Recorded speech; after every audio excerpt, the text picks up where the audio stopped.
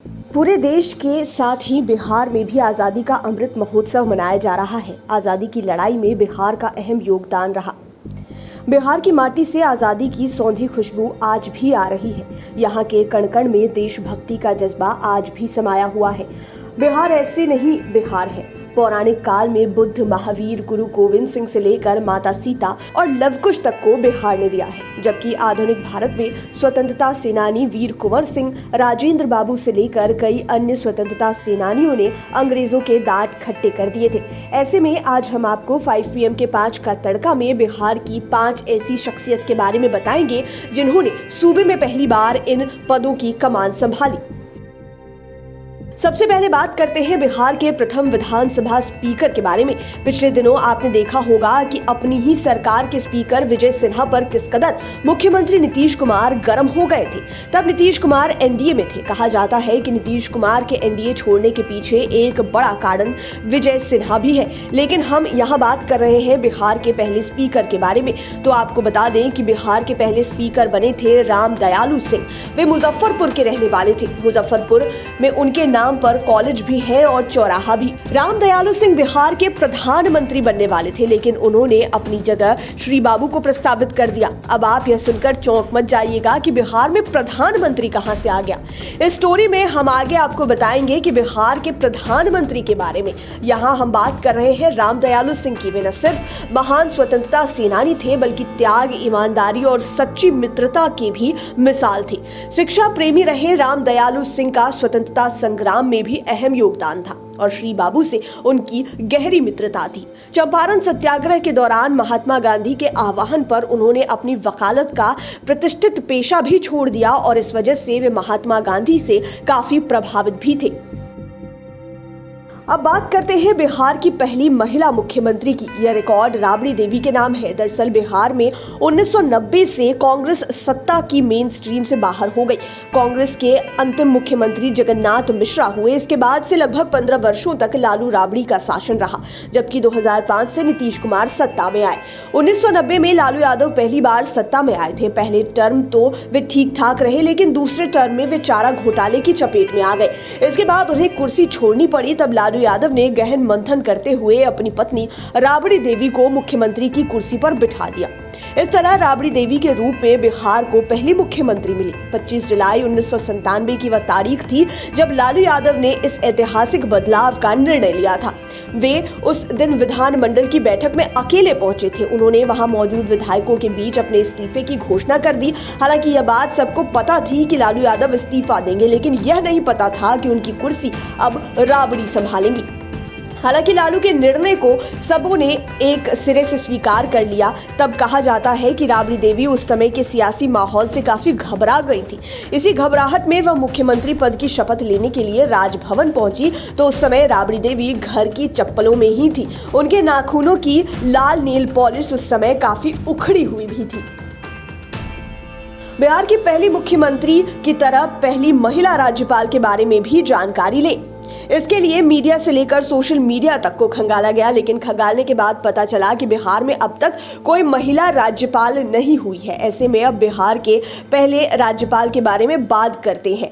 बिहार के पहले राज्यपाल का नाम जयराम दास दौलतराम था। वे 15 अगस्त 1947 से 11 जनवरी 1948 तक इस पद पर बने रहे। जयराम दास भारतीय संविधान सभा के सदस्य भी रहे थे। जब देश आजाद हुआ था तो बिहार के पहले राज्यपाल और भारत के दूसरे कृषि मंत्री बने। जयराम दास दौलतराम का जन्म 21 जुलाई 1891 को सिंध के कराची में एक हिंदू परिवार में हुआ था। उनका एकेडमिक करियर शानदार था। कानून में अपनी डिग्री लेने के बाद उन्होंने लॉ की प्रैक्टिस शुरू कर दी। वे 1915 में महात्मा गांधी के संपर्क में आए। उसी समय गांधी जी दक्षिण अफ्रीका से लौटे थे। जयराम दास दौलतराम धीरे धीरे कांग्रेस के सक्रिय नेता हो गए। उन्होंने असहयोग आंदोलन में भाग लिया। गांधी जी को उन पर बहुत भरोसा था। जब गांधी जी 1930 में नमक मार्च शुरू कर रहे थे तब उन्होंने जयराम दास को पूर्णकालिक सचिव बनाने का ऑफर दिया। जयराम दास ने इसे तुरंत स्वीकार कर लिया। उन्होंने बॉम्बे लेजिस्लेटिव काउंसिल के सदस्य के पद से बिना देर किए इस्तीफा दे दिया और वे गांधी जी के सचिव बन गए। इसके बाद अंग्रेजों के खिलाफ लगातार रणनीति बनाते रहे। अब श्री बाबू की बात करते हैं। इन पर आज भी हम लोगों को गर्व है। ये बिहार के प्रथम मुख्यमंत्री हुए और लगातार सबसे अधिक दिनों तक मुख्यमंत्री रहने का रिकॉर्ड भी इनके नाम रहा। हालांकि अधिक दिनों तक मुख्यमंत्री रहने का रिकॉर्ड अब नीतीश कुमार के नाम हो चला है, लेकिन नीतीश कुमार का बीच में कुछ दिनों के लिए ब्रेक भी हुआ था। तब जीतन राम मांझी सीएम बने थे, लेकिन उसके बाद फिर से नीतीश कुमार आ गए। लेकिन हम यहाँ बात कर रहे हैं बिहार के प्रथम मुख्यमंत्री श्री कृष्ण सिंह की। ये बिहार के एकमात्र ऐसे मुख्यमंत्री रहे जिनका निधन मुख्यमंत्री की कुर्सी पर रहते हुए हुआ। इनका निधन 31 जनवरी 1961 को हुआ था। श्री बाबू बरबीघा के रहने वाले थे और पहली बार हवेली खड़गपुर से चुनाव जीते थे, जबकि दूसरी बार अपने इलाके से चुनाव जीतकर मुख्यमंत्री बने थे। लेकिन खास बात कि वे कभी भी वोट मांगने क्षेत्र में नहीं गए। मुख्यमंत्री रहते इन्होंने जमींदारी उन्मूलन के लिए एक्ट लाया था, जबकि दलितों के अधिकार के लिए लंबी लड़ाई लड़ी थी। इतना ही नहीं, अंग्रेजी हुकूमत के खिलाफ भी गांधी जी के नेतृत्व में बिहार में बड़ा आंदोलन चलाया गया। सत्याग्रह आंदोलन के समय बेगूसराय में लोगों के साथ मिलकर नमक भी बनाया था। अब बात करते हैं बिहार के प्रथम प्रधानमंत्री के बारे में। दरअसल इन दिनों यह चर्चा तेज है कि नीतीश कुमार प्रधानमंत्री बनना चाहते हैं। बीजेपी के केंद्रीय मंत्री गिरिराज सिंह ने यहां तक कह दिया कि नीतीश कुमार पर प्रधानमंत्री बनने का भूत सवार है। हालांकि नीतीश कुमार कह चुके हैं कि ऐसी कोई बात नहीं है। इसके साथ यह भी चर्चा होती रहती है कि बिहार से अब तक कोई भी नेता पीएम की कुर्सी पर नहीं पहुंचा है। लेकिन हम आपको बताते हैं कि बिहार में आजादी के पहले प्रधानमंत्री भी बनते थे। दरअसल देश की आजादी के पहले भारत में प्रांतीय सरकारों के मुखिया को प्रधानमंत्री कहा जाता था और आजादी के बाद भी प्रदेशों में प्रधानमंत्री बनने का सिलसिला चल रहा था। यह सिलसिला तब तक चला जब तक देश का नया संविधान नहीं बना। 1950 में चुनाव संपन्न होने तक यह सिस्टम रहा। सन 1947 के बाद भी सरकारी पत्राचार में प्रांतीय सरकारों के मुखिया को प्रधानमंत्री ही कहकर संबोधित किया जाता था।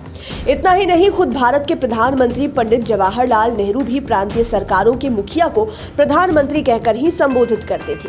कहा जाता है कि ब्रिटिश राज में भारत में कुल 11 प्रांतों में प्रधानमंत्री हुआ करते थे, जिनमें बिहार भी शामिल था और पटना के रहने वाले मोहम्मद यूनुस बिहार के पहले प्रधानमंत्री बने थे।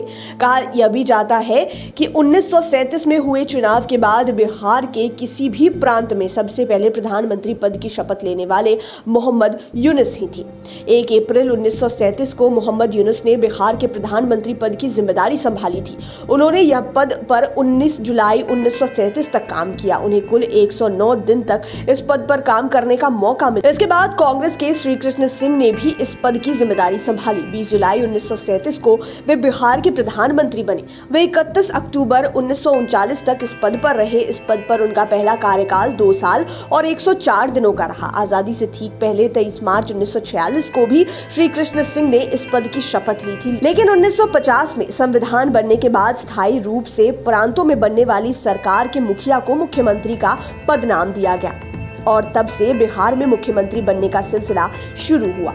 उम्मीद है ये वीडियो आपको पसंद आया होगा। इसी तरह के वीडियोस के लिए हमारे चैनल 5 PM को सब्सक्राइब कर लें, साथ ही फेसबुक पेज को भी लाइक करें। धन्यवाद।